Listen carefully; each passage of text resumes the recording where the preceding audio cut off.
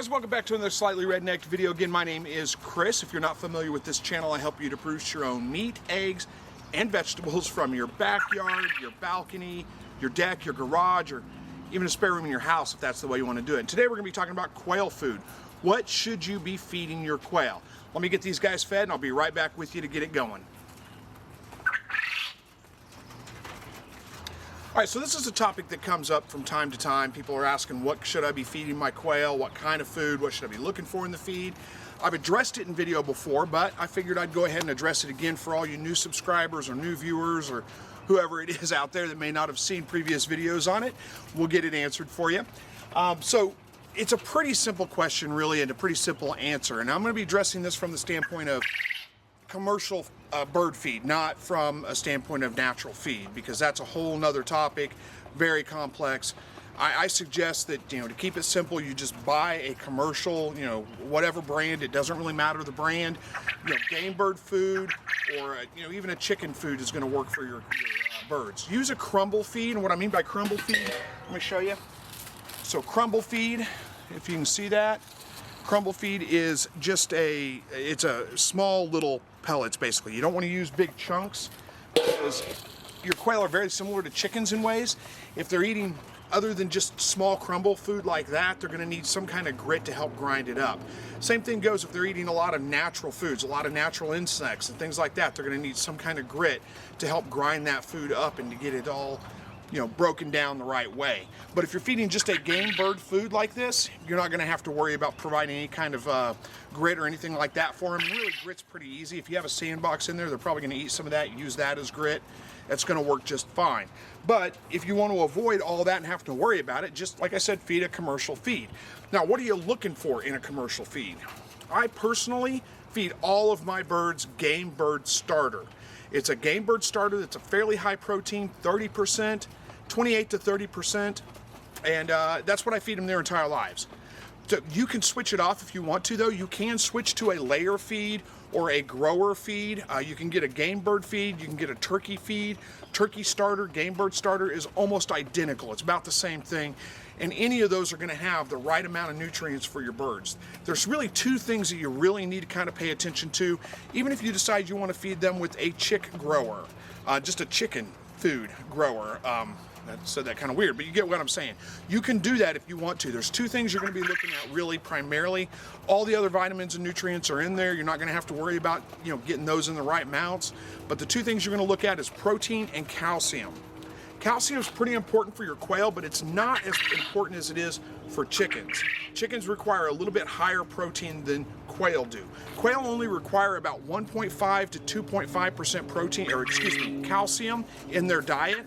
And you really don't want to go much higher than that, because if you get too much calcium in their diet, it can lead to bone problems. It can lead to incredibly thick, hard eggshells that will lower your hatch rate because the chicks have a hard time pipping and getting out of the egg. There's all kinds of problems that can run into with too much calcium in their diet. So you want to stick in that 1.5 to 2.5% range. Try not to go over 3% calcium in their diet. This is a good time probably to address if you need to add calcium supplements to your quail food. Unless you're running low calcium feed, you probably don't need to. You are going to find occasionally a soft eggshell or an egg laid with no shell on it. It just happens from time to time. But unless it's a continuous, everyday kind of issue, you don't need to worry about the calcium in your quail's diet. They're going to be just fine. You're going to see more of those eggs whenever they first start laying in the season, or they first come of age and first start laying. That's when they kind of lay those weird eggs like that.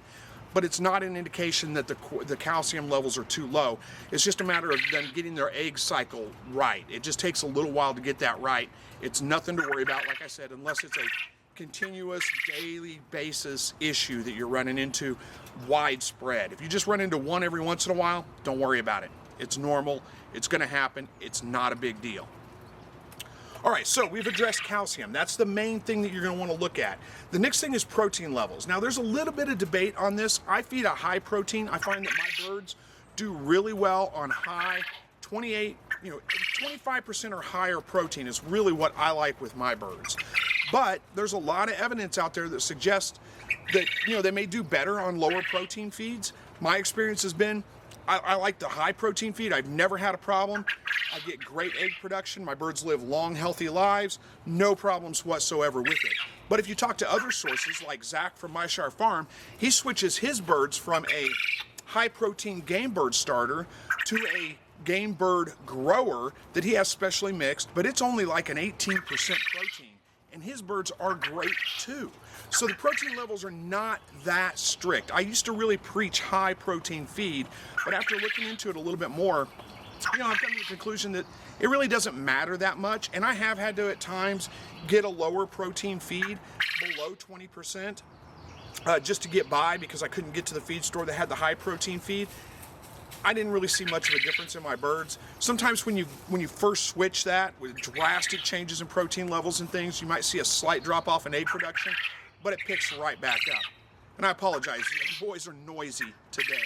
Roosters are crowing like crazy, calling back and forth between the hutches. So if it's too noisy, I'm sorry about that. But anyway, again, back to the protein levels.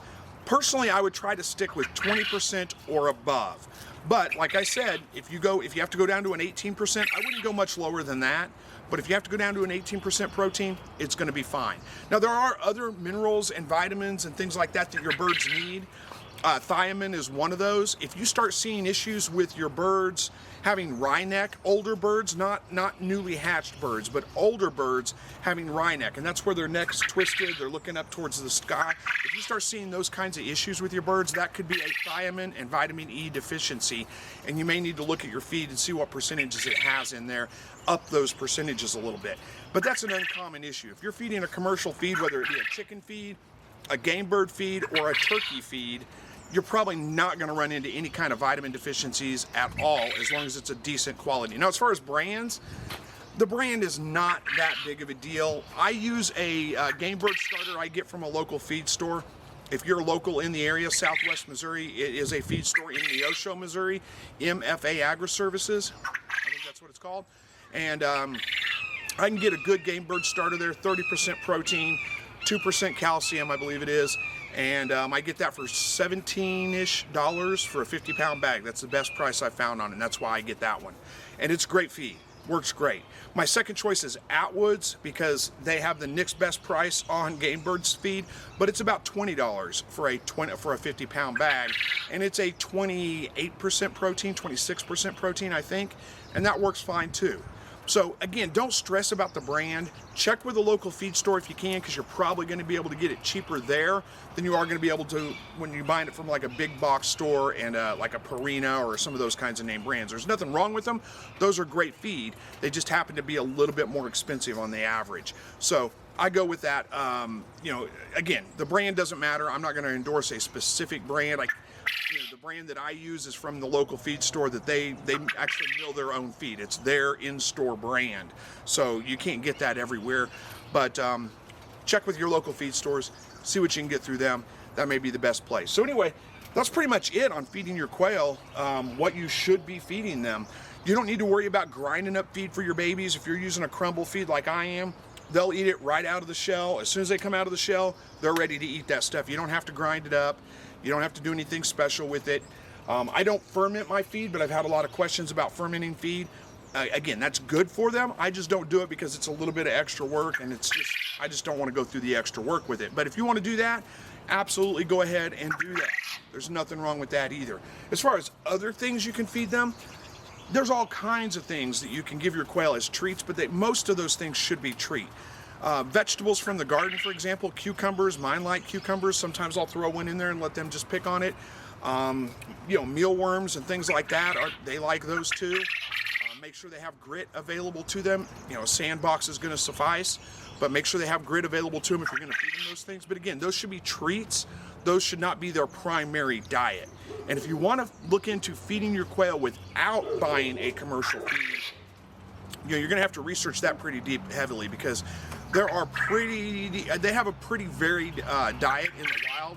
Quail are omnivores. They'll eat both seeds, plant matter, and I say both, all, seeds, plant matter, and invertebrates. A big portion of their diet is made up of insects and bugs and those kinds of things in the wild. but you need to make sure you get the vitamin and minerals correct. The thiamine, the vitamin E, the calcium, the phosphorus, all those kinds of things. And that's really hard to do without buying a commercial feed. So that's why I go with the commercial feed. It's easier. I know my birds are getting a great diet. I know there's nothing to worry about with that. So anyway, hopefully this clears a few things up for you. If you had questions about what you should feed your quail, I'm not sure if I left something out. Hopefully I didn't, but thank you so much for watching. And as always, God bless.